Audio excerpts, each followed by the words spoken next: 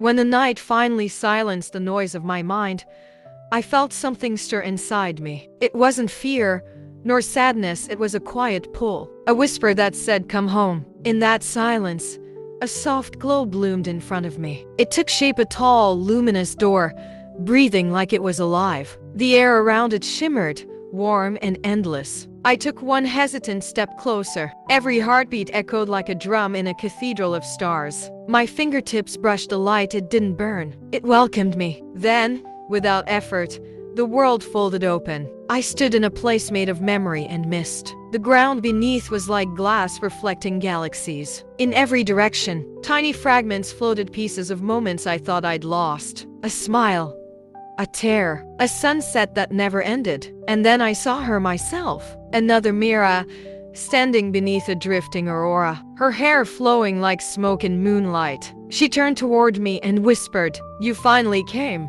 Before I could answer, the stars brightened too bright to see and her shape dissolved into light. I felt something warm in my chest. Not sadness, not joy, just a truth that maybe, somewhere inside the dream, all the versions of me were waiting to be whole again. I took a deep breath and whispered back, "I'm ready." And as the dream world welcomed me, I stepped through the door, leaving behind the noise of everything I'd been.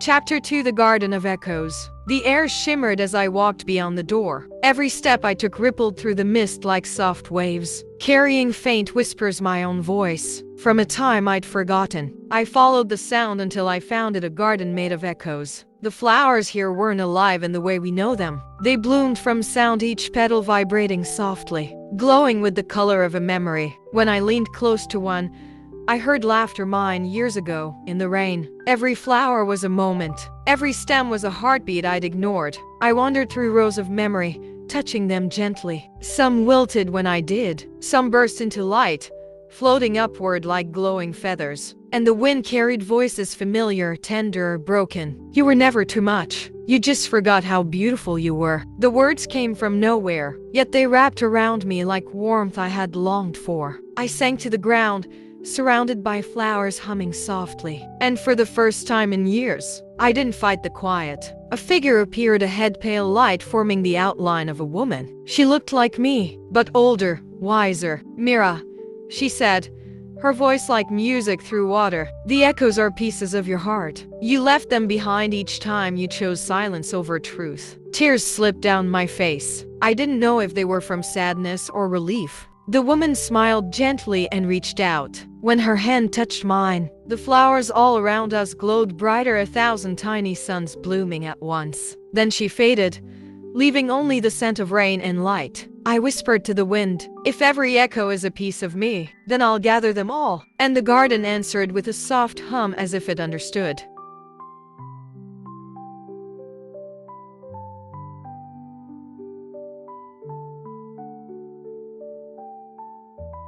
Chapter 3: The River of Whispers. The garden slowly faded into a gentle twilight. When I looked down, the ground beneath me had turned to glassy water, a river that glowed from within. It wasn't still, it breathed, alive with threads of silver light moving like veins. I stepped onto it, and it held me. Each ripple that touched my feet carried a whisper, my own doubts, my unspoken fears, my forgotten promises. "You weren't strong enough. You should have held on. You were never truly seen." The words stung, soft yet sharp, echoing across the water. I wanted to turn away, but something inside whispered, "Listen." So I did. I closed my eyes and let the current speak. The whispers grew louder, but their tone began to change. The same voices that once judged me began to soften, like rain easing after a storm. "You did your best. You were always enough. It's time to rest." The river shimmered brighter. Beneath its surface, I saw reflections, moments of my life drifting by.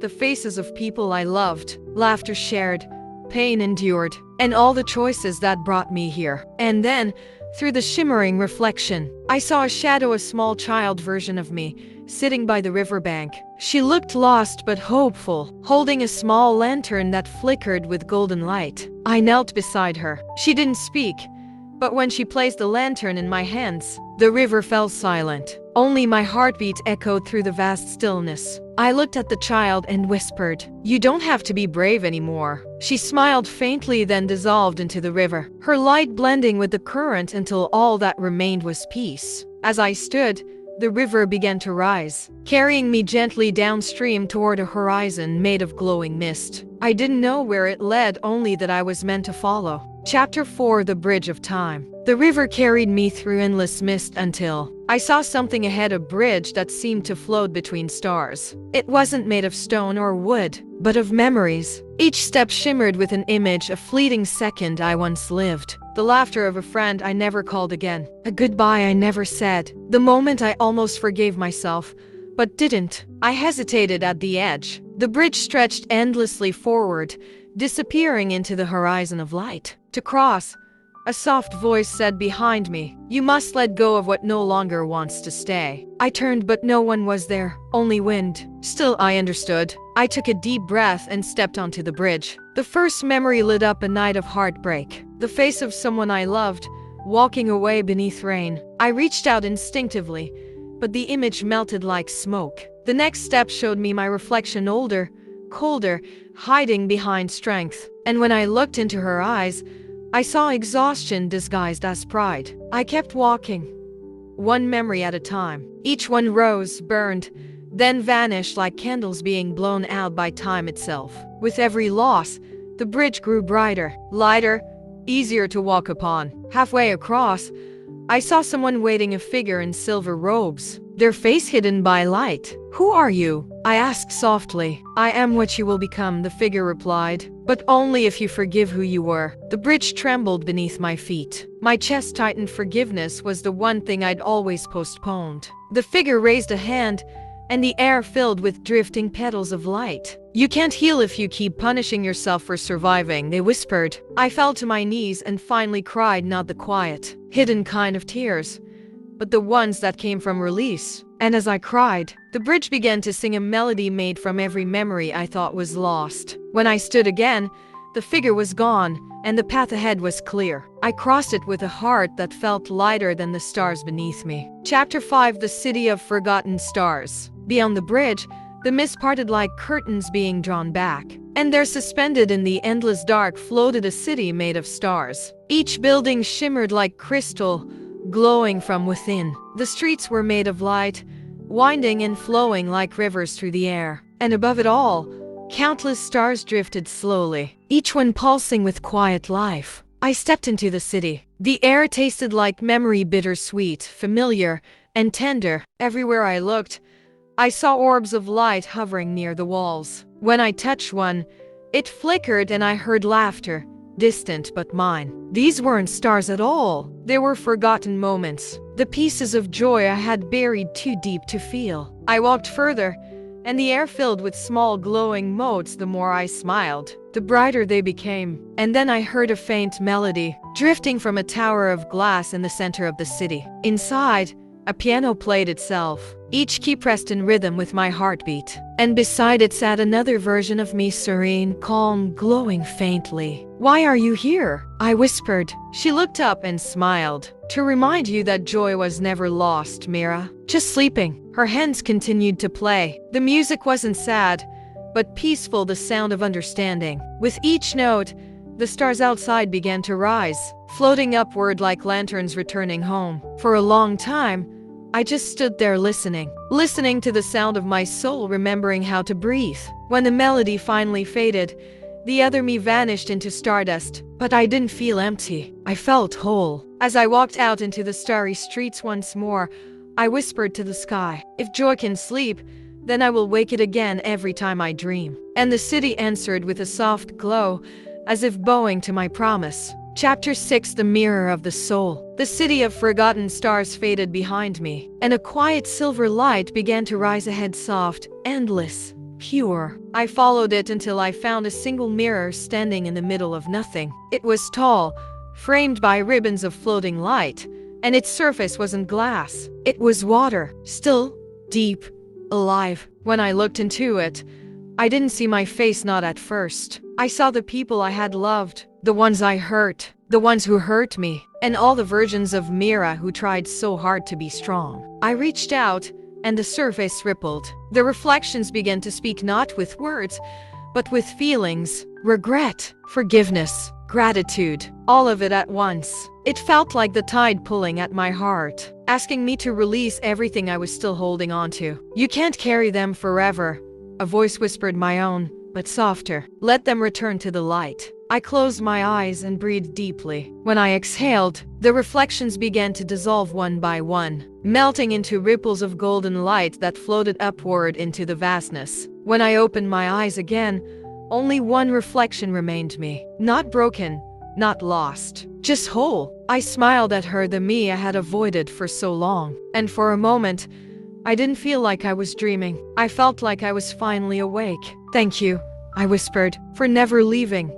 Even when I did, the mirror began to glow, and my reflection reached through the surface, touching my hand. The contact was warm, gentle like sunlight through morning fog. Then I disappeared into light, and I was left standing alone, yet never more complete.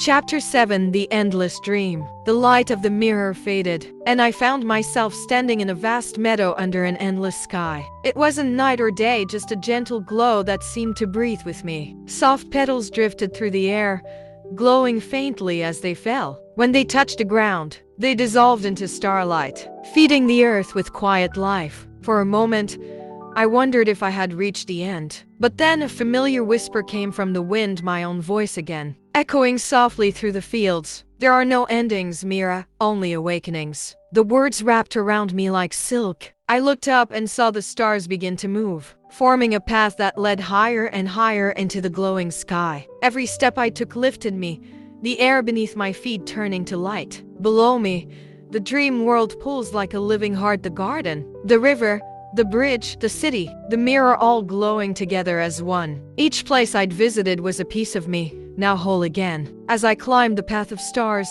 I felt no fear, only calm, only warmth, only the understanding that peace doesn't come from forgetting. It comes from remembering gently. At the top of the star path stood a single figure, cloaked in light. I knew who it was before I saw her face. So this is where the dream ends?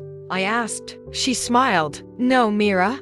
This is where you begin. Her voice was like the hush of the universe, quiet, infinite. I reached out to touch her hand, and as I did, the world began to dissolve into soft light, golden, white, and silver, blending into nothing and everything. The stars melted into the wind. The meadow disappeared, and I felt myself floating free, weightless, at peace. Somewhere between sleeping and waking, a single thought lingered. Maybe dreams aren't escapes from life. Maybe they're the places where we remember how to live. And then, softly, beautifully, everything faded into light.